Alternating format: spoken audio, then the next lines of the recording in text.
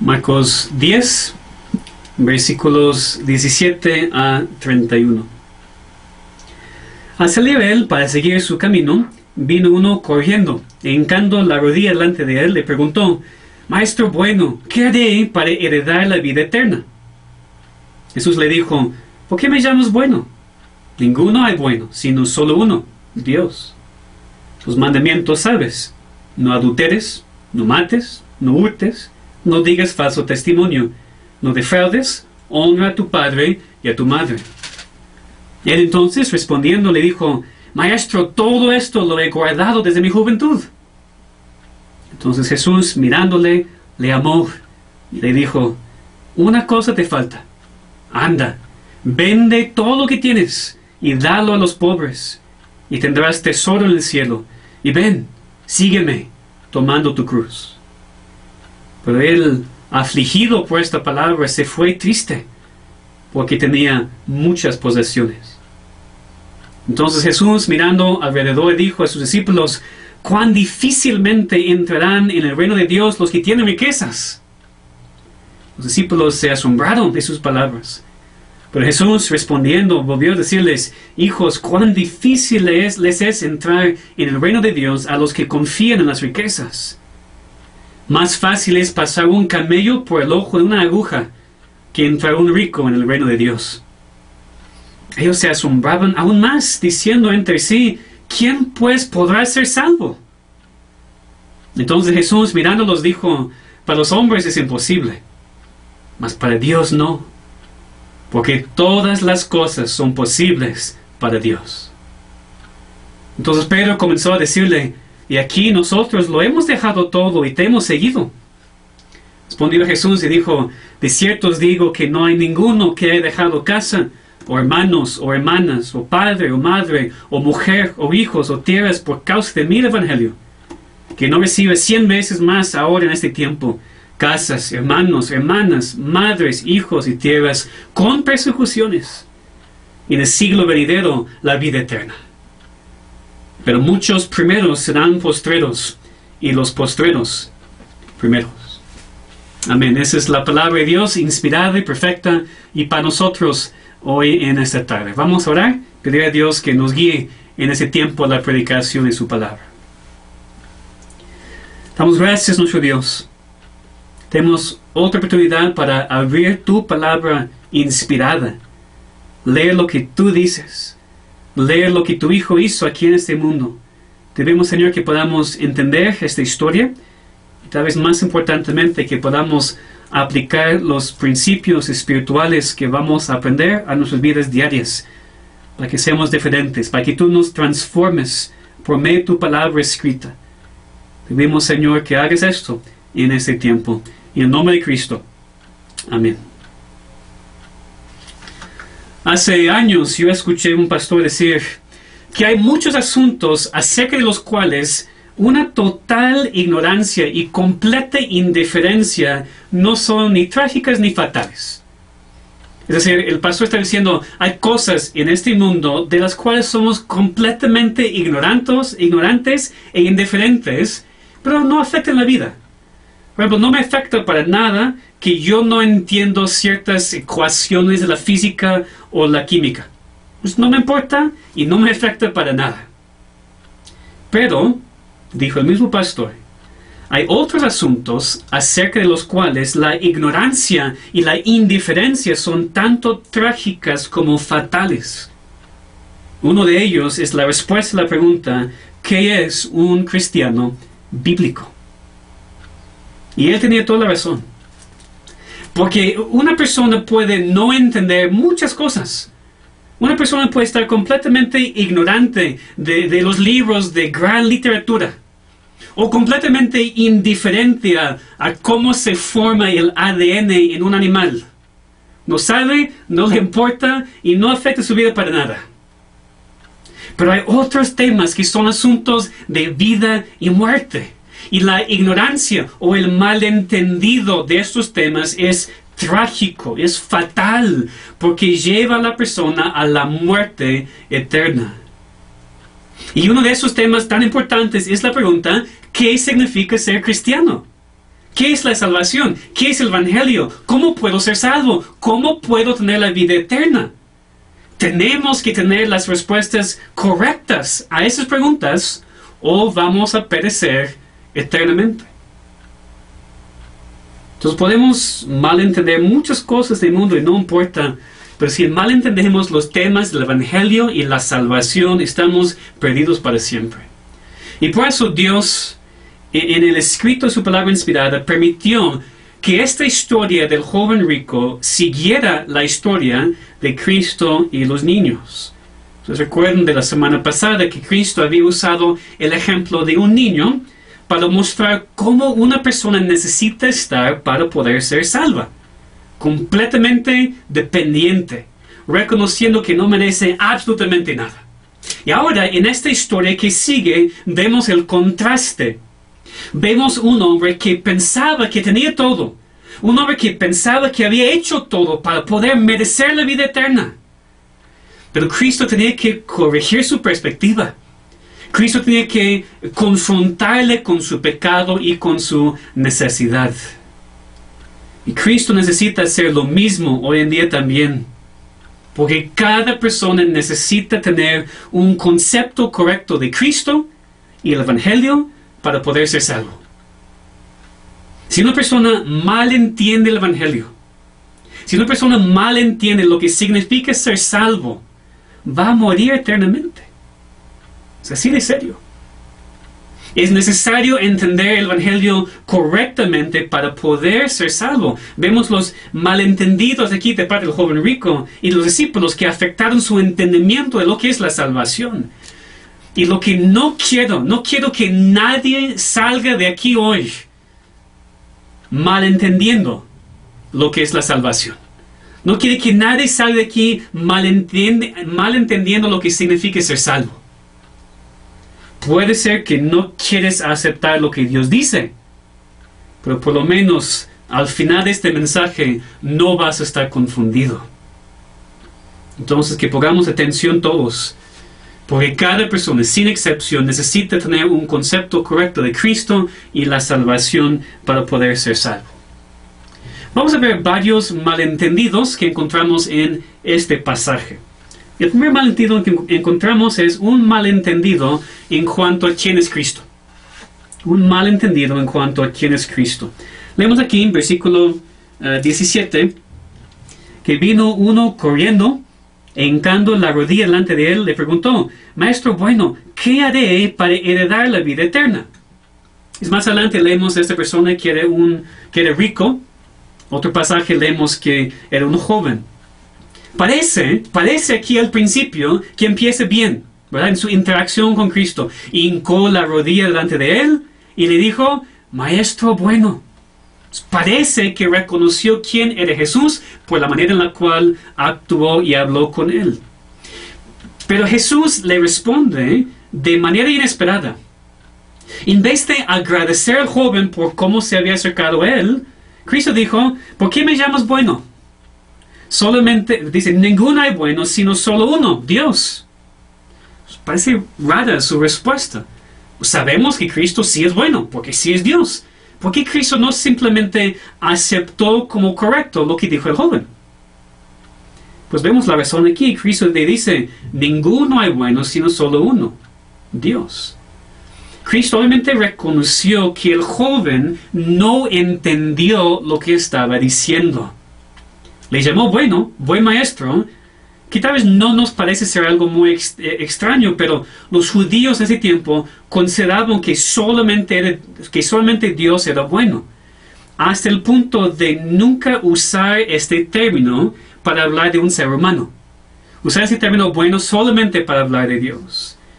Entonces Cristo respondió así porque quería decir al joven: ¿tú sabes lo que estás diciendo? ¿En verdad reconoces que soy Dios? ¿Realmente crees esto? ¿Realmente entiendes que soy Dios mismo y no soy simplemente un buen maestro? Cristo quería mostrar al joven la superficialidad de la manera en la cual había hablado con él. Quería hacerle ver que no entendía lo que estaba diciendo. No estaba admitiendo que Cristo era Dios. No sabía esto todavía. Entonces lo que el hombre necesitaba en ese momento era en verdad reconocer y entender lo que estaba diciendo. Entender que solamente Cristo como Dios podía responder a su pregunta y darle la salvación. Entonces, la primera cosa que vemos es que el hombre malentendió quién era Cristo al principio de su interacción con él, y por eso Cristo tiene que corregir eso antes de continuar con cualquier otra cosa. Después vemos un malentendido en cuanto a la ley y la condición del ser humano. Eso vemos claramente por medio de la pregunta del joven. ¿Qué haré para heredar la vida eterna? Pues vemos su perspectiva por medio de su pregunta. Él pensaba que la vida eterna era algo que él podía merecer. Él no se dio cuenta que había hecho la pregunta equivocada. Y por eso Cristo responde en el versículo 19. Los mandamientos sabes. No adulteres, no mates, no hurtes, no digas falso testimonio, no defraudes, honra a tu padre y a tu madre. Entonces Cristo aquí resumió la parte de los 10 mandamientos que tiene que ver con los otros seres humanos. Es como Cristo estuviera diciendo, pues, si tú quieres hacer algo, cumple la ley. Perfectamente. Porque sabemos de Gálatas 3, si alguien quiere vivir dependiendo de las obras de la ley para su salvación, tiene que cumplirla. En Santiago leemos que la persona que guarda toda la ley, pero falla en un solo punto, es culpable de todo. Entonces Cristo presentó al joven con la ley, con los mandamientos de la ley, para mostrarle lo que era el estándar. Si él quería hacer algo para merecer la vida eterna, él tenía que cumplir la ley. Vemos después por la respuesta del joven que él pensaba que lo había hecho. Él pensaba que había guardado toda la ley. Y tal vez externamente era la verdad. Recordamos que Pablo también pensó lo mismo cuando todavía era fariseo, antes de su salvación, antes de reconocer que el pecado empieza en el corazón. Pero aquí, y también cuando Cristo destacó el 10º mandamiento más adelante, cuando dijo al joven que vendiera todo lo que tenía, todo esto, toda la respuesta de Cristo era para mostrar al joven que en verdad no podía cumplir la ley como Dios requiere. De hecho, uno de los propósitos de la ley es precisamente mostrar a las personas que no pueden cumplirla, que pueden intentar con todas sus fuerzas no cometer pecado, pero que es imposible guardar la ley perfectamente y así ser salvo. Por eso Cristo mencionó aquí este resumen de los últimos 6 mandamientos. Cristo empezó con la parte de la ley que tiene que ver con nuestra relación con otros, para ayudar al joven a entender que ni había cumplido bien esta parte de la ley, sin mencionar los primeros 4 mandamientos que tienen que ver más específicamente con Dios. Es decir, Cristo estaba usando la ley como debería ser usada en cuanto a los incrédulos, para mostrar que uno no puede guardar la ley, que necesita algo más para poder ser salvo. Pero vemos que el joven mostró que no entendió eso. El joven mostró que no entendió la ley cuando respondió en el versículo 20, Maestro, todo esto lo he guardado desde mi juventud. Podemos casi escuchar su tono de jactancia o su contentamiento en sí mismo. Bueno, si eso es todo, lo he hecho. No entendió lo que Cristo había enseñado, por ejemplo, en el Sermón del Monte, que el pecado es primero el pecado del corazón antes de resultar en acciones externas. Entonces vemos muy claramente aquí que este hombre tenía una perspectiva equivocada en cuanto a sí mismo. Él tenía un malentendido en cuanto a la condición del ser humano. Él vio la ley como algo que sí puede ser cumplida. Él pensaba que el ser humano sí puede guardar la ley de Dios y merecer su salvación. Tenía una perspectiva equivocada en cuanto a su propia bondad y también una perspectiva equivocada en cuanto a la ley. Él no entendió la ley ni entendió su propia condición. En verdad, este hombre pensaba que había cumplido los mandamientos. En verdad pensaba que era bueno. Pero no lo era. La ley es dada al ser humano en su estado natural para mostrar su condición verdadera. ¿Y qué es la condición verdadera del ser humano? Mala. depravada, pecaminosa. La condición humana naturalmente es una de impotencia, incapacidad de hacer algo bueno y así merecer la vida eterna. Entonces Cristo está intentando ayudarle a entender esto cuando respondió en el versículo 21. Eso dijo en el versículo 21, una cosa te falta. Anda, vende todo lo que tienes y dalo a los pobres y tendrás tesoro en el cielo. Y ven, sígueme tomando tu cruz. ¿Por qué Cristo dijo eso? ¿Porque este hombre podía ser salvo por medio de hacer esta buena obra? No. No, Cristo respondió como respondió para ayudar al joven a entender la ley, entender su propósito, entender que no podía cumplirla. Él pensaba que había cumplido sus mandamientos. Y Cristo destacó este mandamiento para mostrarle que no lo había hecho. Él destacó el 10º mandamiento, de no codiciar, cuando dijo al joven, una cosa te falta, anda, vende todo lo que tienes y dalo a los pobres y tendrás tesoro en el cielo. Cristo destacó este mandamiento para mostrar al joven que no podía cumplirlo. Entonces, eso es muy importante porque hay personas que malentienden este pasaje. Deberíamos tomar esas palabras de Cristo y decir que cada persona necesita vender todo lo que tiene para poder ser salvo. No, eso no es lo que el pasaje quiere decir. Primero, porque sabemos que la salvación no es por obras. No hay nada que tú puedes hacer y merecer tu salvación. Pero tampoco es lo que Cristo quiere decir aquí. Aquí Cristo vio lo que era la prioridad para este hombre, sus riquezas, y le mostró que tenía que dejarlas atrás para poder seguirle a Él.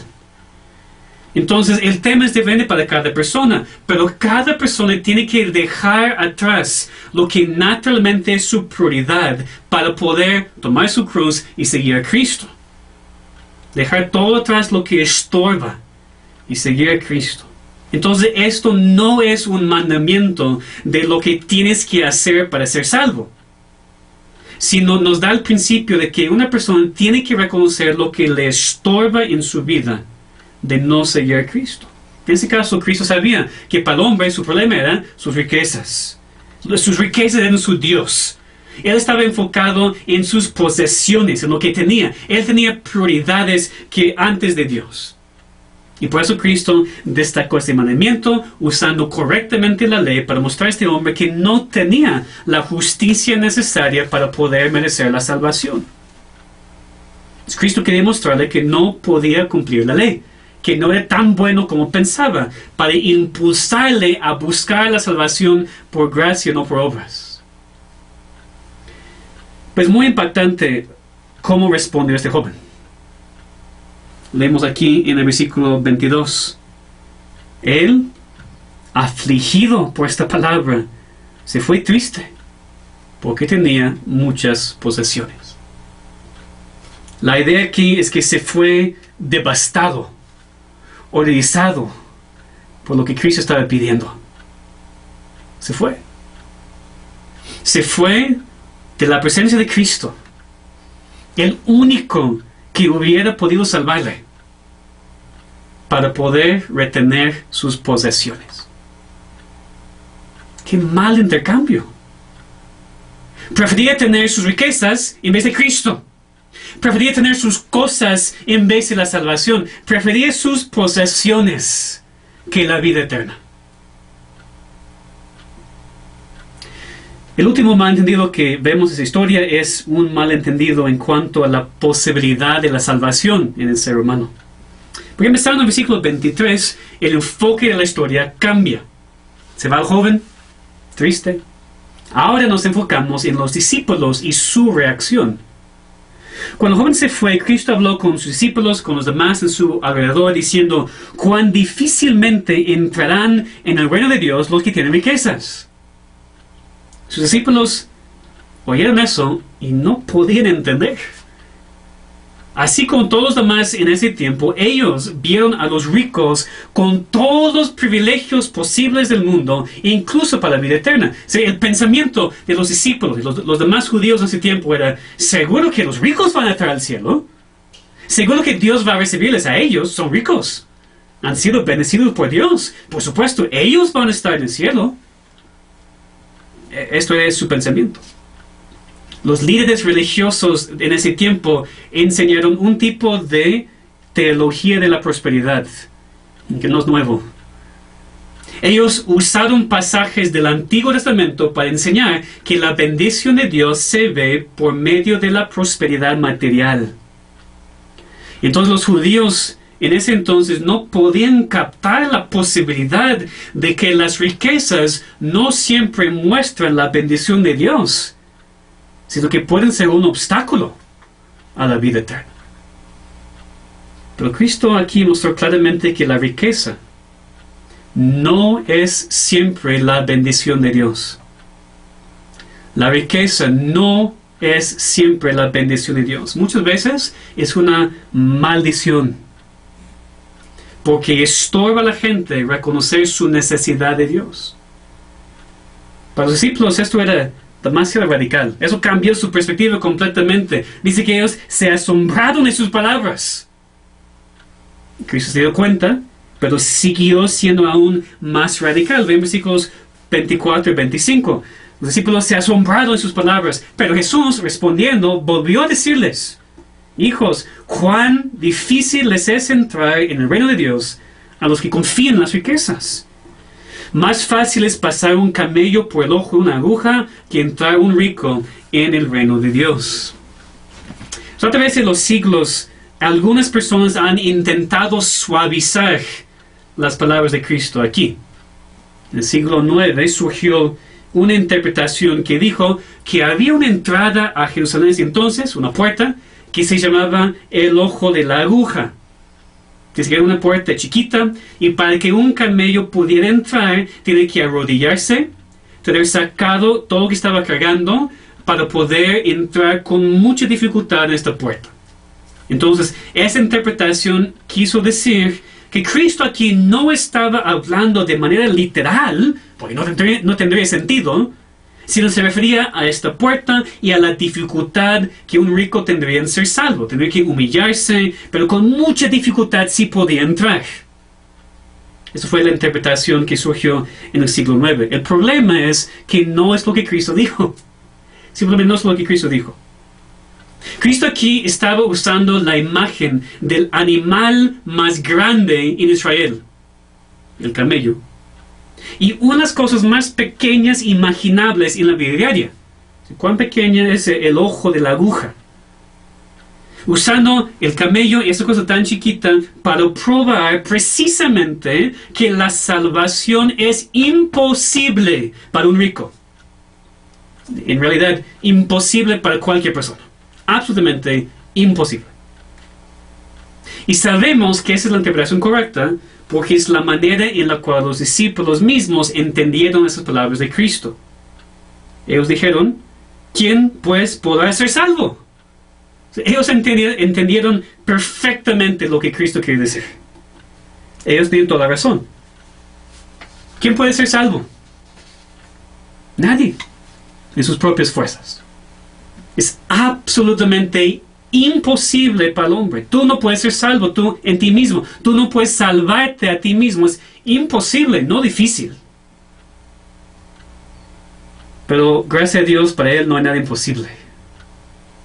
Cristo aquí dijo, todas las cosas son posibles para Dios. Cristo dijo en Juan 6:44, ninguno puede venir a mí si el Padre que me envió no le trajere. Para el hombre es imposible. Pero para Dios, nada es imposible. Y después parece que la mente de Pedro, y Pedro hablando como siempre por los demás, su mente va directamente a su propia situación. Cristo había dicho que las riquezas son un estorbo a la salvación. Una persona debería desprenderse de lo que tiene para poder seguir a Cristo. Y eso es precisamente lo que los discípulos habían hecho. Y por eso Pedro dice, en versículo 28, y aquí nosotros lo hemos dejado todo y te hemos seguido. y era la verdad. Y por eso Cristo respondió con palabras de muchísimo ánimo, empezando en el versículo 29.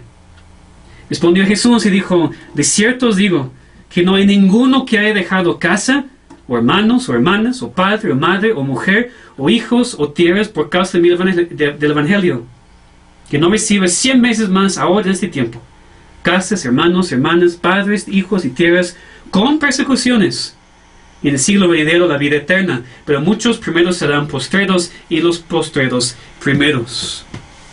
La primera cosa que vemos aquí en la respuesta de Cristo es que sí hay sacrificio requerido en la vida cristiana, que no es un tema nuevo para nosotros, nuestra iglesia.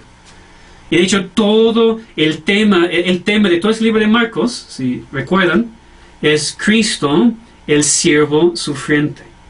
Cristo vino para sufrir y servir, y pide y manda a sus seguidores a hacer lo mismo. Para ser un discípulo de Cristo tienes que negarte a ti mismo, tomar tu cruz y seguirle a Él. Vamos a tener que dejar cosas y personas atrás. Tal vez casas, hermanos, hermanas, padre, madre, mujer, hijos o tierra, por causa de Cristo Evangelio. Ese es el sacrificio necesario para cada cristiano. Pero como siempre vemos en la palabra de Dios, es un sacrificio que completamente vale la pena. Vale la pena ante todo por la recompensa eterna. Porque Cristo dice aquí, la vida eterna en el siglo venidero. Pero fíjense que también Cristo aquí habló de la recompensa ahora, en este mundo. Tal vez algo que no entendemos muy bien, no parece que hay recompensa para nosotros. Pero Cristo dijo que no hay nadie que es sacrificado para Él y su causa, que no va a recibir 100 veces más ahora en este tiempo, casas, hermanos, hermanas, madres, hijos y tierras. Obviamente, para entenderlo, nosotros entendemos que solamente porque es una recompensa ahora, no significa que es todo material. Podemos ver esto muy claramente con el ejemplo aquí de la familia. Cuando una persona sigue a Cristo y tiene que dejar atrás su familia, padre, madre, hermanos, quien sea, porque ellos no creen. Cuando una persona es rechazada y abandonada por su propia familia de sangre por causa de Cristo, ¿qué es lo que Cristo da a cambio? La iglesia. De repente la persona tiene decenas de miles de hermanos en todo este mundo, y hermanos aún más cercanos en su iglesia local. De repente tiene una familia muchísimo más grande que su familia de sangre. Porque, hermanos, Dios no es deudor de nadie. Y fíjense que dice que vamos a recibir esas cosas con persecuciones. Cristo no dijo que iba a ser fácil. Cristo no dijo que íbamos a prosperar en todo. Vamos a sufrir. Pero ahora tenemos lo que necesitamos. Tenemos bendiciones espirituales, tenemos familia en la iglesia, y dice, en el siglo venidero, la vida eterna. Nuestra mirada no puede estar en las cosas de esta tierra, sino en la recompensa espiritual. Porque Cristo dijo, los primeros serán postreros y los postreros primeros. Los que tienen mucho en este mundo, autoridad, poder, riquezas, fama, pero no tienen a Cristo, serán los postreros en la eternidad.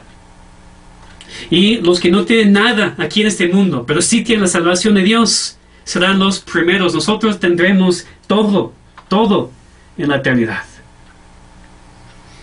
Lo que pasó con el hombre rico y Lázaro, si se acuerdan esa historia que Cristo contó en Lucas. El hombre rico, durante su tiempo en la tierra, tenía todo. Absolutamente todo, mientras Lázaro, el mendigo, estaba bajo la mesa, nada más esperando las migajas. Pero los dos murieron.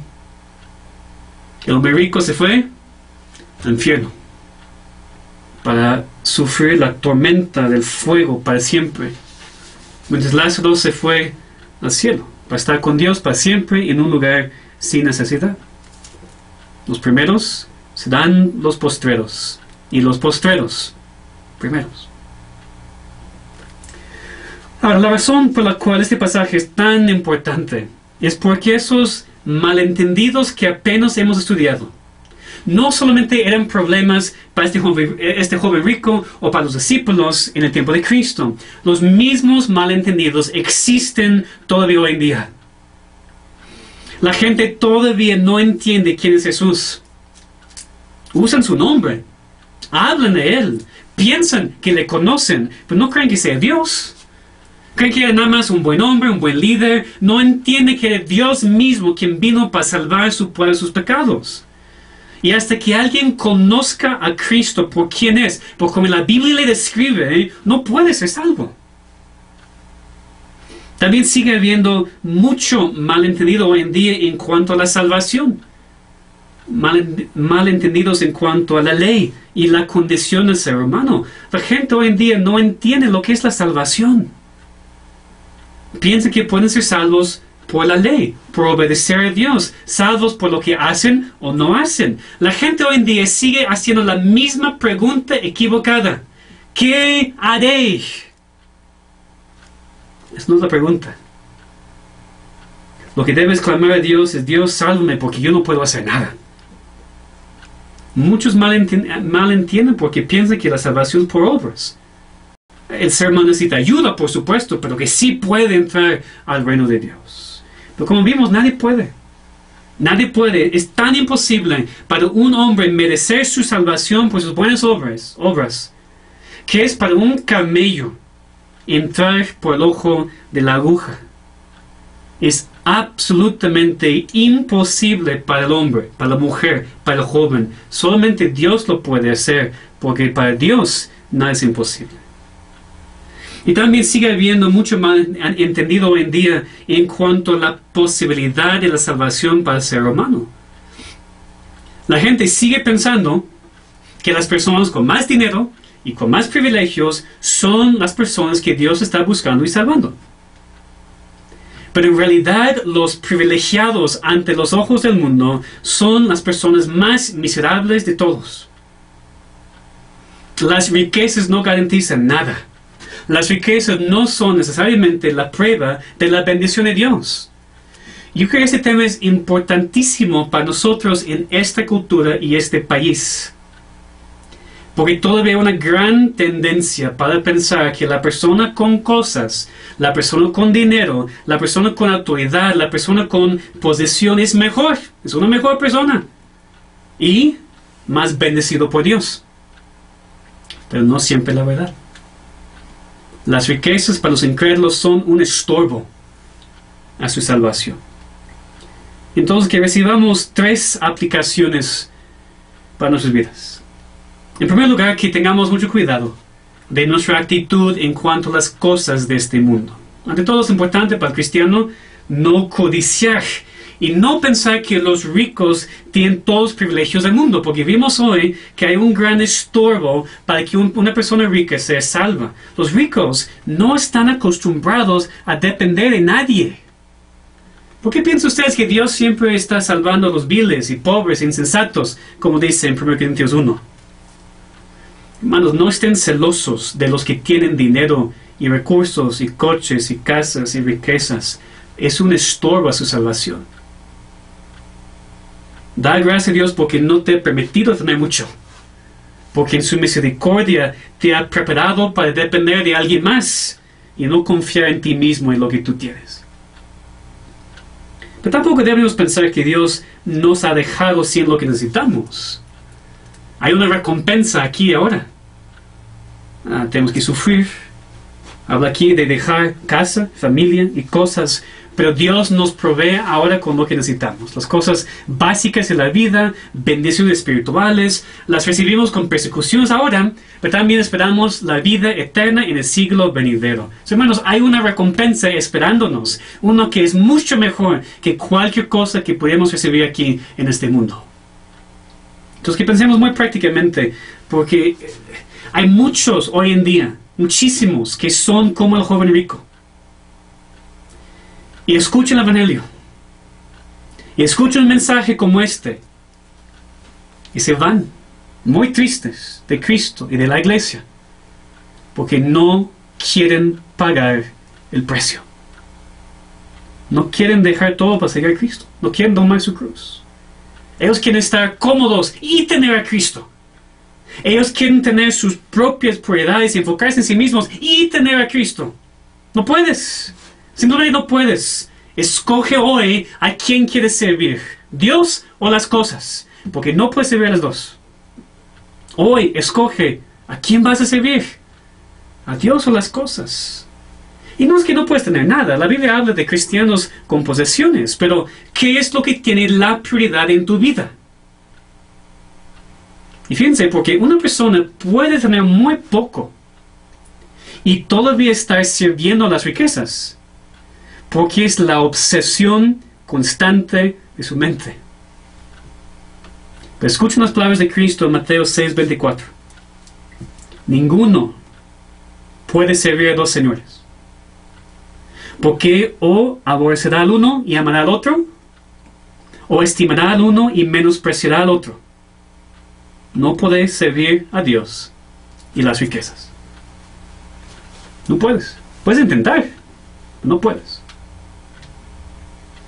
Y otra vez, no es solamente aquellos en este mundo que consideramos ricos, personas con millones de pesos. La palabra traducida riquezas en nuestro pasaje, en el versículo 23, también podría ser traducida cosas. No son siempre millones de pesos. Son las cosas, las posesiones, muchas o pocas, que estorban a la gente a entrar al reino de Dios. Y todos nosotros tenemos cosas. Tenemos muchísimas cosas. Tenemos cosas que no necesitamos. No es malo tenerlas. Pero ¿te están estorbando entrar al reino de Dios? ¿Tus cosas tienen la prioridad en tu vida? ¿Son el enfoque de tu vida? Pues no puedes servir a Dios y a las cosas. Entonces, ¿cómo vas a responder a esta aplicación? En nuestra historia, el hombre se fue. Se fue triste de la presencia de Cristo para poder retener sus posesiones. Digo otra vez, qué mal intercambio. Prefería tener sus posesiones que la vida eterna. ¿Y tú? ¿Cómo vas a salir hoy de esta prédica? ¿Vas a salir triste porque tienes muchas cosas y no quieres dejarlas atrás por Cristo? ¿Vas a salir triste porque, aunque no tienes mucho, estás obsesionado con cosas y tener más y no quieres dejar esto para seguir a Cristo? ¿Vas a salir triste hoy porque no quieres dejar atrás a tu familia? ¿Porque no quieres cambiar tus prioridades para que Dios en verdad tenga el primer lugar? No lo hagas. No hagas este tan mal intercambio. No te vayas triste hoy de la presencia de Cristo. Sométete a Él. Dale el primer lugar en tu vida.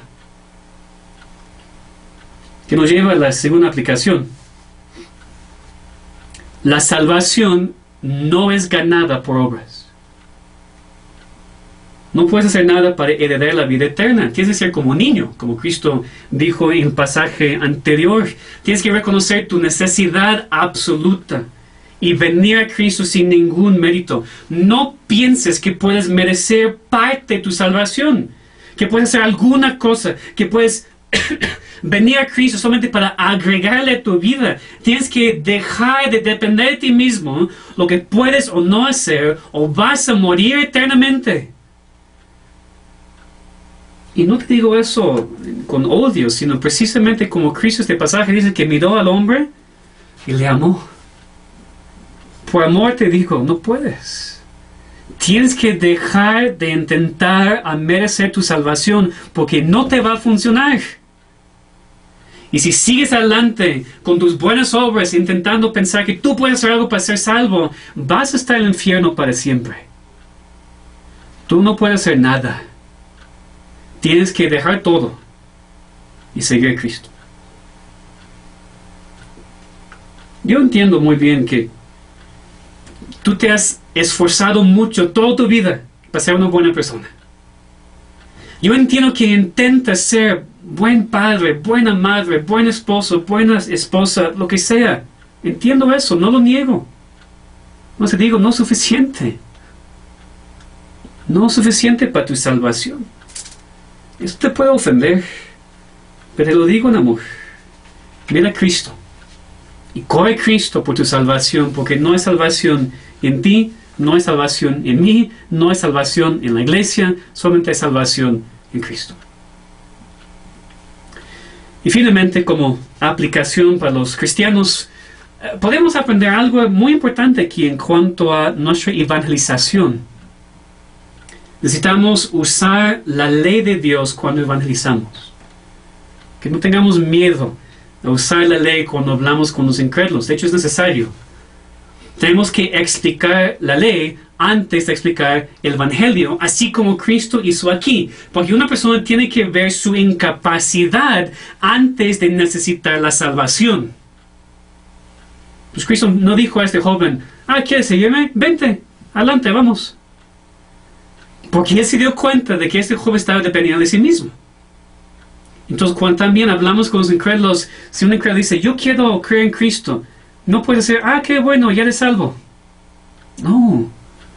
Tienes que ayudarle a entender primero su pecado. Que reconozca el peso de su pecado ante un Dios santo. Ayúdale a ver por medio de la ley que no puede hacer nada para merecer su salvación. Nosotros usamos la ley para que los incrédulos se desesperen. Esa es la meta. Que la ley causa que los incrédulos se desesperen de sí mismos y su capacidad. Y después proveemos la solución en Cristo.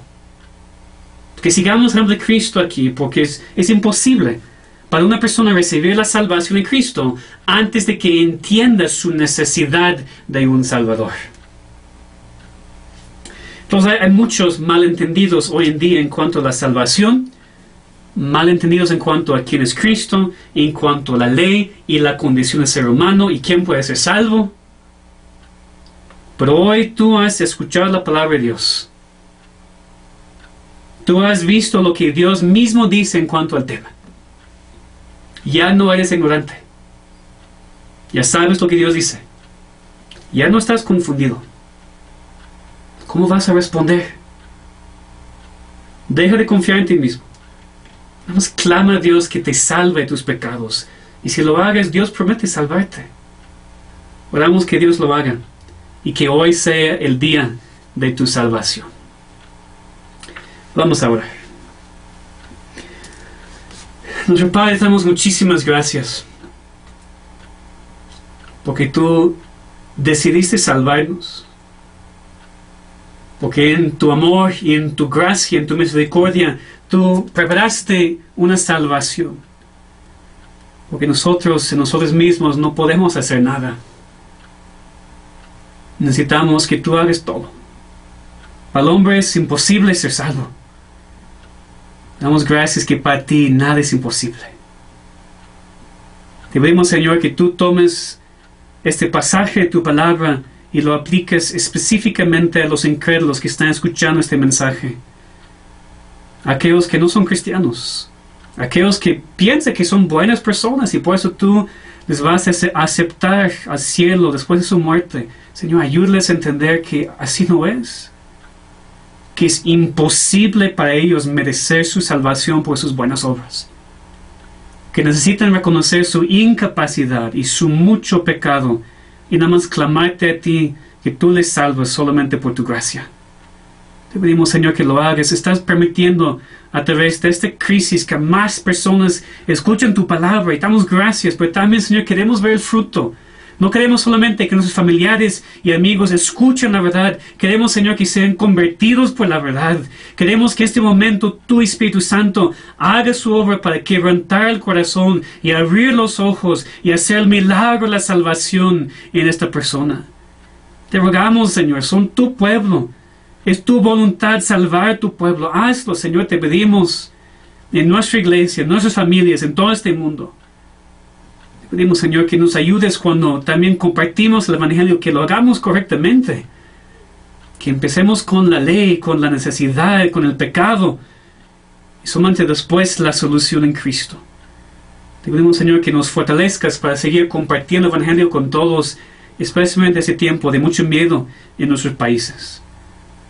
Ayúdanos, te pedimos, Señor. Salva a tu pueblo. Fortalécenos, te pedimos, como tus hijos. En el nombre de Cristo. Amén.